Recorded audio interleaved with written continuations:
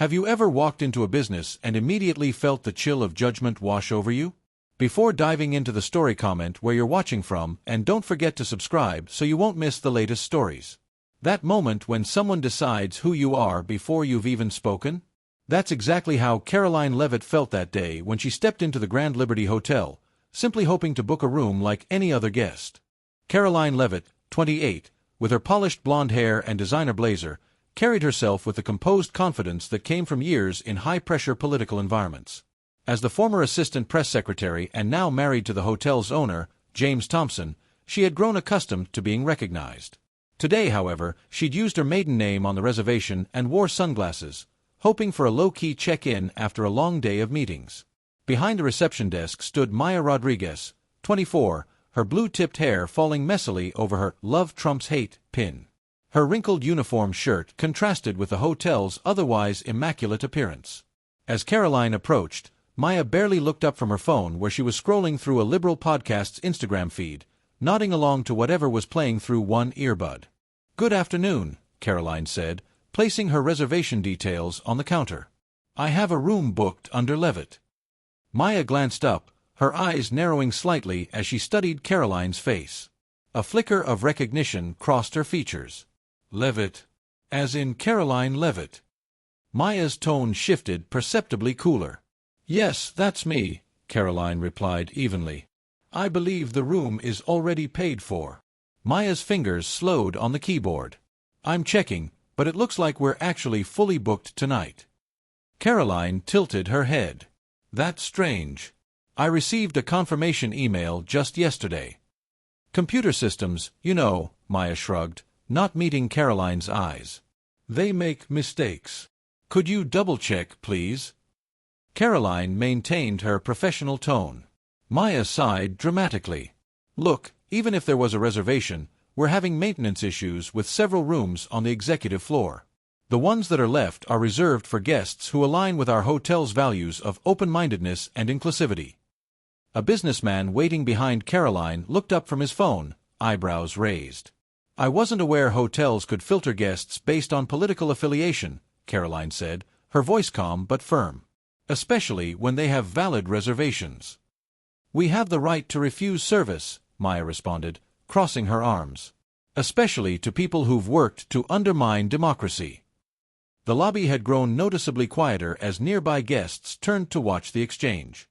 Karoline smiled slightly, placing her designer handbag on the counter and removing her sunglasses.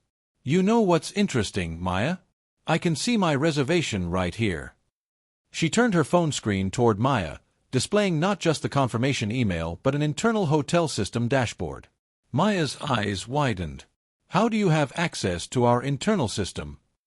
"I think it's time we clarify something," Karoline said, pulling out her phone.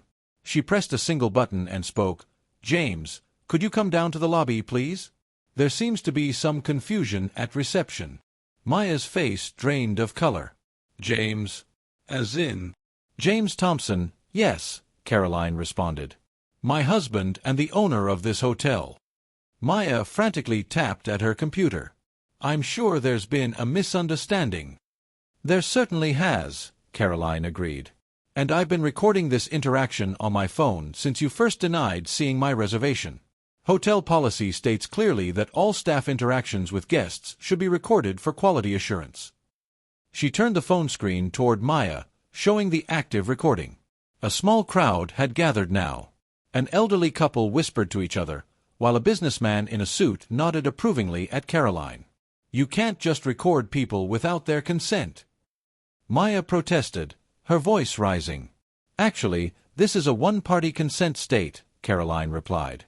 "And as someone with administrative access to the hotel systems, I can also see that you marked my reservation as canceled due to room maintenance exactly 3 minutes ago, after you recognized who I was." Maya's face flushed red. "You're twisting this around. You people always do that." By dinner time, the incident had exploded across social media. The hashtag Leavitt Lessons was trending, with conservative accounts praising Karoline's composed handling of the situation. Another entitled liberal learns that actions have consequences. At Karoline Leavitt shows us how to stand firm with grace under pressure. Hashtag Leavitt Lessons, hashtag Stop Woke Discrimination.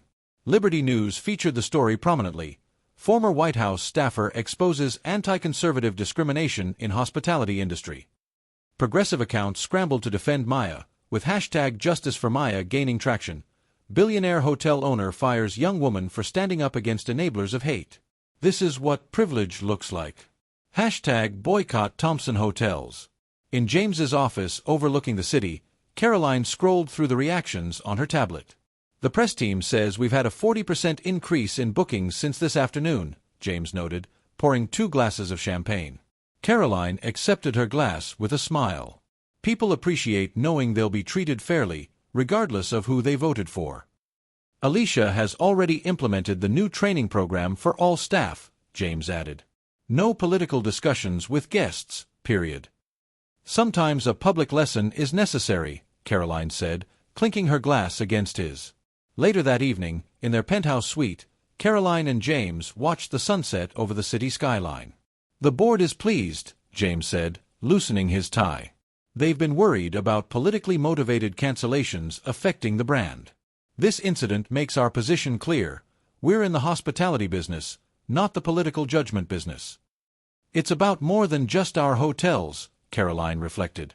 It's about pushing back against the idea that conservatives can be openly discriminated against without consequences. James nodded. The new company-wide policy goes into effect tomorrow.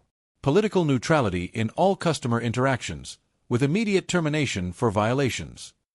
The irony is, had she simply done her job, no one would have known who owned the hotel, Karoline said. She created her own downfall. That's often the case, James agreed. They're so convinced of their moral superiority that they forget the basic principles of business and law. Karoline smiled, satisfied. One small correction at a time, we're restoring balance. Standing up for yourself doesn't always mean raising your voice. Sometimes it's about knowing exactly when to reveal your cards.